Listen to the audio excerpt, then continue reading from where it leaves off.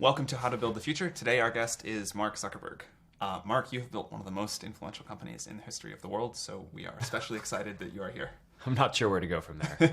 Well, why don't we start with just the early days of Facebook? Tell us what it was like when you started it. Sure.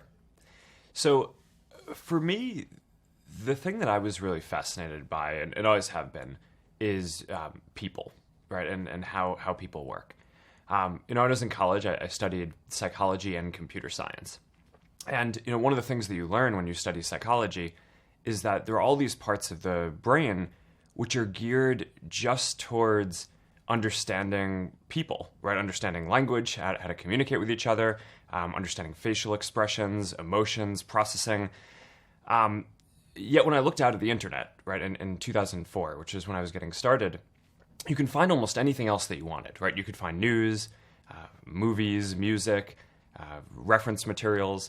But the thing that mattered the most to people, which was other people and like understanding what's going on with them, just wasn't there, right? And I think what was going on was that all that other content was just out there, able to be indexed by, search engines and other services. Yeah. But in order to understand what's going on with people, you needed to build tools that made it so that they could express what was going on with themselves. I wanted to figure out what courses to take. So I built this little website, Course Match, that that just made it so that you could enter what courses you were taking and you could click on them and see who else was in them. And it did all these correlations. So it told you people who took this course were likely to enjoy this course too. And, the thing that just struck me from the beginning is, people would just spend hours clicking through here are the courses that people are taking, and wow, isn't it interesting that this person is interested in these things? And it was just text, right? There was nothing that was like super interesting there, but that just struck me as, people have this deep thirst to understand what's going on with those around them, and there were probably 10 other things like that I built when I was at Harvard before I actually got around to building the first version of Facebook that kind of added a lot of these things together. Did you think Facebook was going to be a company when you started? I built the first version of Facebook because it's something that my friends and I wanted to use at Harvard, a directory and a way to connect with the other people around us. And I didn't think at all that it was going to be a company. I remember very specifically the night that we launched the first version. I went out to get pizza with a couple of my friends who now work here. And, and I remember really clearly we were talking about how one day we thought that someone was going to build a community like this for the world, and that would be some company. But it clearly wasn't going to be us. I mean, it wasn't even... It didn't even occur. Yeah, no, I mean, it wasn't even an option that we considered that it might be us. I mean, we just weren't focused on building a company back then. We were just building something that we thought would be useful at our school. So as you look back, is there something that made Facebook different from the other projects that you had built that allowed it to turn into the company it is today? Well, for one, I think we kept going, right? So, I mean, the others, Course Match and, just the other different crowdsourced tools, they kind of served their purpose, and then we were done. Whereas with Facebook, there was just such... people loved it, right? And had such an intensity of using it. I think within a couple of weeks, 2/3 of students at Harvard were using it. And all these other students at MIT and other local universities were writing in, asking us if we could open up Facebook at their school. So we kind of just followed that, right? And, again, I didn't set out, and, my roommates didn't set out to build a service that we were going to turn into a company, but we just kind of followed what people wanted, and that led us to expand it to all these other schools and eventually beyond schools. And to, at some point, once we'd hired a bunch of people, we decided to turn it into a company and go for this mission of connecting the world.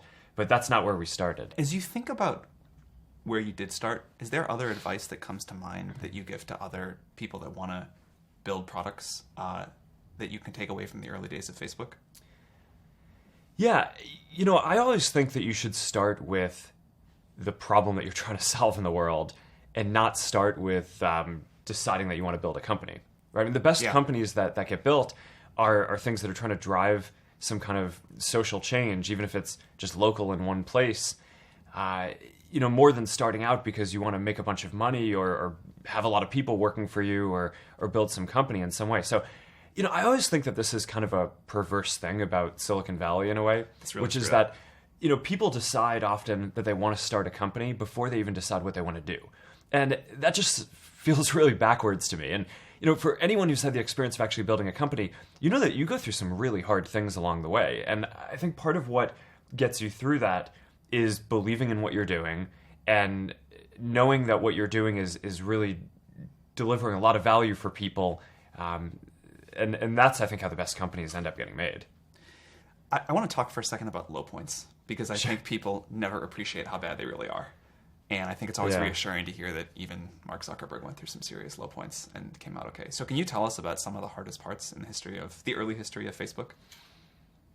Yeah, I think one of the hardest parts for me was actually when Yahoo offered to buy the company for a lot of money. Because up until that point, that was this turning point in the company where before that we every day we'd just come in and kind of do what we thought was the right next thing to do, right? We'd open to more schools. We opened to high school and opened beyond schools and launched more photos because that's what seemed like the next thing that we needed to do to help people express themselves and understand more what was going on around them. But then, Yahoo came in with this really meaningful offer, right? I mean, $1 billion for. And this was how far into the company? It was a couple of years in, okay, right? And we had 10 million people using the product at the time, right? So it wasn't as if it were obvious that we were going to succeed far beyond that. And that was the first point where we really had to look at the future and say, wow, is what we're going to build going to actually be so much more meaningful for this? And, that caused a lot of interesting conversations in the company and with our investors. And, at the end of that, Dustin and I just decided, no, we think that we can actually go connect more than just the 10 million people who are in schools. We can go beyond that and have this really be a successful thing. And we decided to go for it. But that was really stressful because a lot of people really thought that we should sell the company. And for a lot of folks who joined a startup, I feel like at that point I hadn't been very good about communicating that we were trying to go for this mission. Yeah. We just showed up every day and just kind of did what we thought was the right next thing to do. So for a lot of the folks who joined early on, they weren't really aligned with me, right? For them, they joined and, being able to sell a company for $1 billion after a couple of years was like a home run, right? And it is a home run, right? Oh. And that's, I think that's, I get that. But that I think that the fact that I didn't communicate very well about what we were trying to do caused this huge tension. And the part that was painful wasn't turning down the offer. It was the fact that after that, huge amounts of the company quit because they didn't believe in what we were doing. Right? I mean, if you look at the management team that we had, did that whole management team leave? The whole management team was gone within about a year after that. Did you ever regret that decision in that period? Like, were there times where you were like, well, we should have sold? I got really lucky because, not only did what I believed in end up working out, but it ended up working out pretty quickly, right? So it literally, I think this was in the summer of 2006, and by, I think the next month after that, we launched Newsfeed, right? Which now 10 years later, looking back at it, is, one of the most used products in the world. And then we launched the ability for anyone to sign up, which immediately started growing the community. So within a few months after turning down the offer, I think it was actually pretty clear that it was the right decision. But, I think, since then there have been much harder decisions that we've had to make where, sometimes you have to bet on something and either, bet the direction of the company or, bet billions of dollars on something, and it's not going to be clear whether you're right for 5 or 10 years. And, that I think actually can end up being much harder than this one. That's what I want to talk about next. But before we go there, have you ever thought about selling the company again since? No, after that point... I was just... Yeah. Got that out of the way. We're going to hire people that want to be here for a long time. And yeah. Cool. So I want to talk about one of the most common questions we get from people building products is how to decide what to build, how to figure out when to bet the company, how to do something totally new. Yeah. And I think one thing that Facebook has done incredibly well is figure out what to build and build this repeated innovation culture, which I think is like the hardest thing to do in business. So how have you done that, and how do you advise other people to do the same? I think the key is building a company which is focused on learning as quickly as possible. Right? Companies are learning organisms, and you can make decisions that either make it so that you learn faster or you learn slower. And in a lot of ways, building a company is like following the scientific method, right? You try a bunch of different hypotheses, and if you set up the experiments well, then you kind of learn what to do.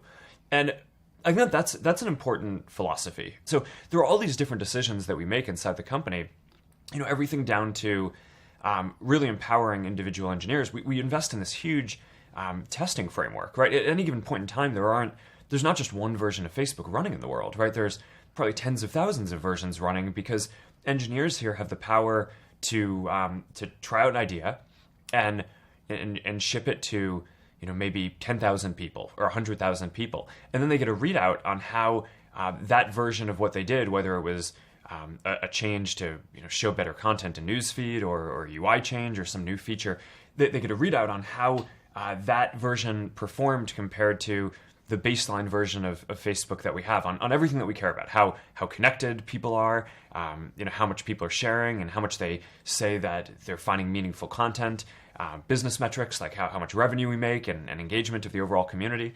And by running tens of thousands of different experiments and putting the power in people's hands to try all these different things, you can imagine we just make so much more progress than we could if every change had to be approved by me, right? Or every idea had to come from management. So I do think that there's something very deep about building this, learning culture and moving quickly towards that just helps you get ahead over time. What about the bigger bets, like making a large acquisition or the rollout of newsfeed or something like that? How do those decisions work? So I actually think when you do stuff well, you shouldn't have to do big crazy things, right? So you want to actually evolve in a way where you're working with your community and making steps and learning. So take newsfeed, for example. That was a relatively big shift, but it actually had been a couple of years in the making by watching how people were using the service, right? So, when we started off, we didn't have anything like newsfeed that showed you updates from what people were sharing. We just had profiles. And what we found were, originally one of the big behaviors was people would just click around, right? They'd click on different profiles, hundreds of them, and they'd go through all their friends to see what people had changed, right? To see what the update was in their friend's day. And we learned from that people were not just interested in looking up and learning about a person, but also understanding the day-to-day changes. So, first we made this product that just showed in order which of your friends had updated their profile, right? So that at least told you whose profile to click on. And then, the first version of newsfeed was really simple. All it did was it basically took the content that people were posting and put it in order on your homepage. So I think when things are working well, you use data and you use the qualitative feedback that you're getting from listening to how your community is using your product to tell you what problems to go solve. And then you basically use intuition to figure out what the solutions to those problems might be. And then you test those hypotheses by rolling them out and getting more data and feedback on that. And then that gives you a sense of where to go.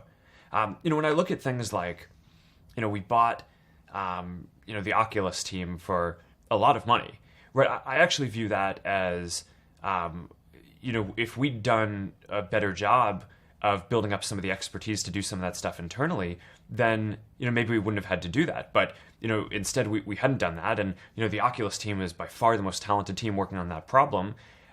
So it just made sense to go make this big move. But I actually kind of think as CEO, it's your job to not get into a position where you need to be doing these crazy things, right? And, yes. Of course it's inevitable, over the period of doing stuff, you can't be ahead of everything. So it's better to make big moves and be willing to do that than, have pride and not do that and never admit that you could have done something better in the past. But I think when stuff is working well, you're learning incrementally and growing that way.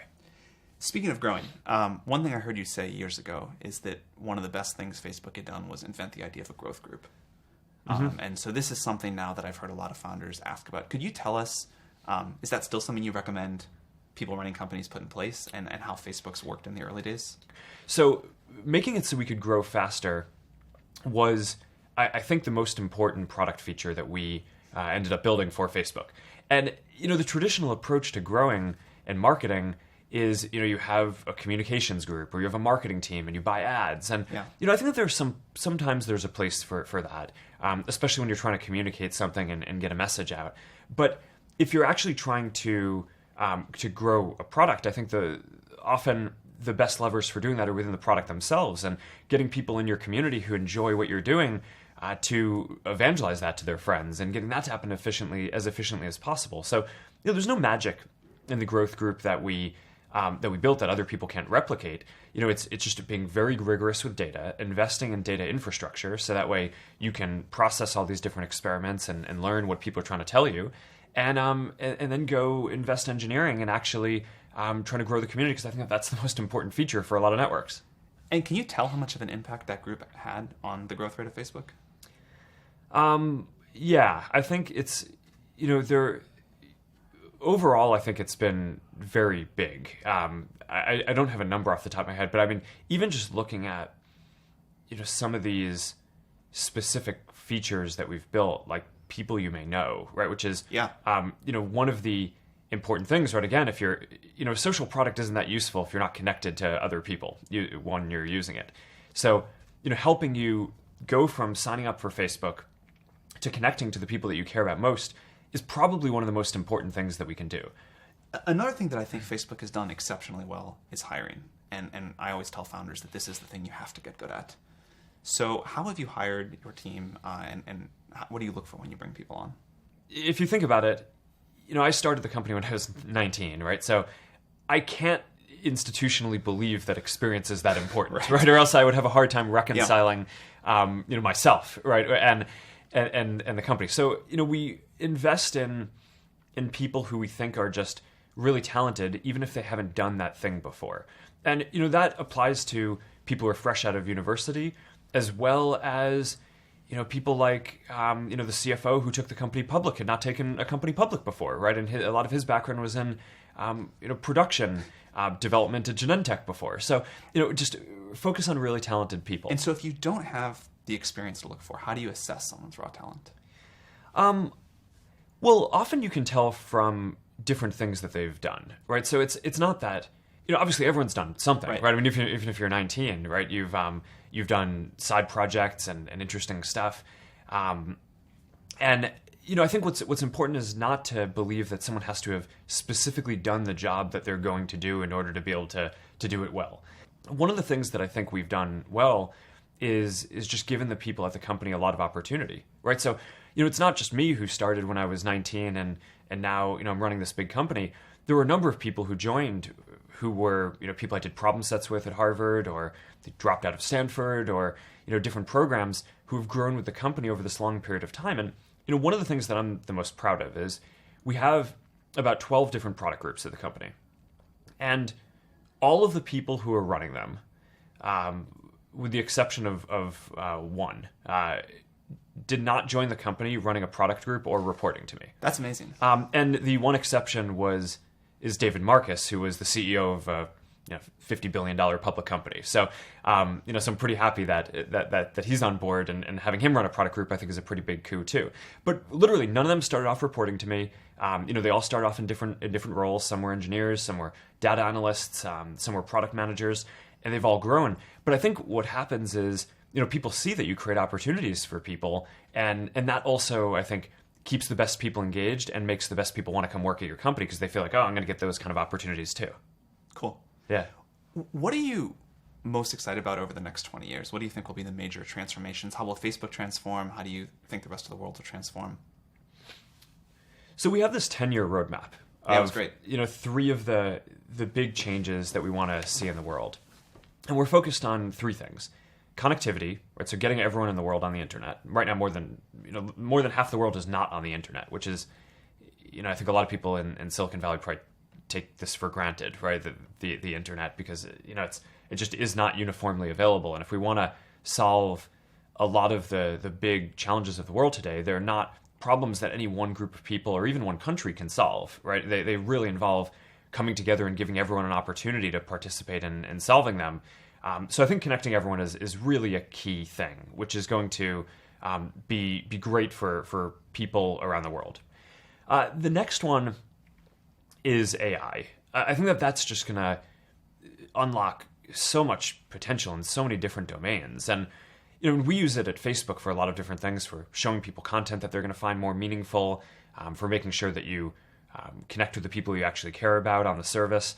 But in a lot of ways, the work that we're doing on AI to push the fundamental state of the art forward is exactly the same stuff that's going into systems that diagnose diseases better, right? Or find better drugs to treat people, or that other companies are using when they build self-driving cars. And these are things that are going to save lives, right? I mean, if you can, I heard this story recently that at this conference where someone has built a machine learning application where you can take a picture of a lesion on someone's skin, and it can detect instantly whether it's skin cancer with the accuracy of the best dermatologists and doctors in the world. So, who doesn't want that, right? I mean, now, you're going to be able to put the power in your doctor's hand to become the best doctor in the world at that thing. Everyone will be the best doctor in the world.